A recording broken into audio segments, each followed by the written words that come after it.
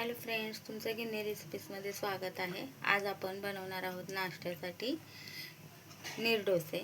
तर तुम्ही पाहू शकता मी चटणीसाठी काय काय घेतलं आहे। इथं अर्धी वाटी खोबरे घेतलं आहे ओलं, भाजकी डाळ घेतली आहे अर्धी वाटी, 4-5 मिरच्या घेतल्या आहेत आणि 1 इंच अद्रकचा तुकडा आणि कांदा घेतला आपण पॅनला लावायला असा, तेल घेतलं आहे, मीठ घेतलं आहे चवीनुसार, चटणीला फोडणीसाठी कढीपत्ता आणि राई घेतला आहे।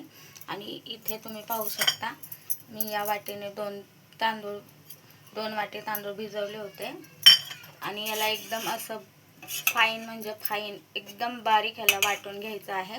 आणि यामध्ये 2 वाट्या तांदूळ घेतला आहे तर 4 पट पाणी टाकलं आहे याच्यामध्ये आणि याला 1 तासभर असं फ्रीजमध्ये ठेवायचं आहे सेट व्हायला। त्यानंतर मीठ टाकून घ्यायचं आहे याच्यामध्ये, मी मीठ टाकलेलं आहे यामध्ये चवीनुसार। तर तुम्ही बघू शकता याची कन्सिस्टन्सी कशी आहे। 2 वाट्या तांदूळ असेल तर 8 वाट्या पाणी टाकायचं आहे आपल्याला यामध्ये। तर चला तर मग आपण आधी चटणी बनवून घेऊया। हे खोबरे टाकते आहे, डाळ टाकते आहे, हे मिरच्या टाकून घेत आहे, चटणी वाटून घेऊया आपण आधी। पहा, तुम्ही पाहू शकता मी इथे पॅन ऑलरेडी गरम करायला ठेवला होता।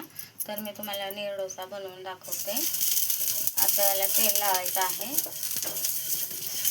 खूप जास्तही नाही लावायचं आहे।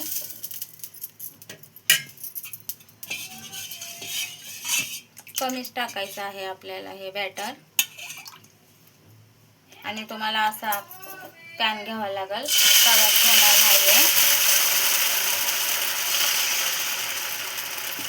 आणि ह्याला प्रत्येक वेळेस बनवताना तुम्हाला बॅटर हलवून मिक्स करूनच घ्यायचं आहे। तुम्ही पाहू शकता। आता याला आपण झाकून घेऊया। आता कसा आपला डोसा झाला आहे तर मी याला असं अलगद काढते, एक दुसरा टाकून दाखवते तुम्हाला। याला पलटायची गरज नाहीये, झाकून ठेवायचं आहे 4-5 मिनिटं स्लो मीडियमवर आणि याला असं ढवळून मगच टाकायचं आहे। जर तुम्ही असंच टाकाल तर मग तुमचा नीर डोसा बनणार नाही।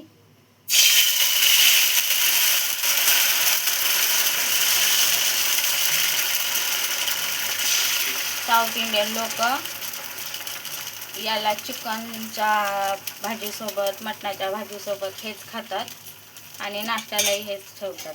तर मी याला झाकून ठेवते आहे लो टू मीडियम गॅसवर। पहा, या प्रकारे आपली चटणी बनवून झालेली आहे वाटून। तर आपण याला फोडणी देऊया कढीपत्ता आणि मोहरीची। पहा, या प्रकारे दिली आहे फोडणी, मी काढून दाखवते।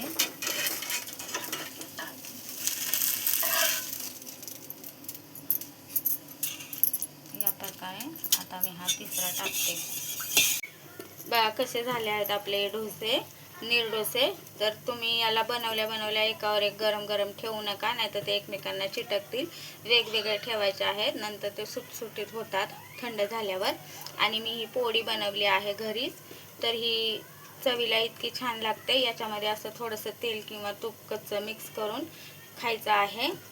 आणि तुम्हाला गिन्नी रेसिपी आवडल्यास लाईक करा, शेअर करा, सबस्क्राईब करा, बेल आयकॉनवर क्लिक करायला विसरू नका। तुमची गिन्नी रेसिपी अजून एक, तुम्हाला जर ही पोळीची रेसिपी हवी असेल तर कमेंटमध्ये तुम्ही मला विचारू शकता। धन्यवाद।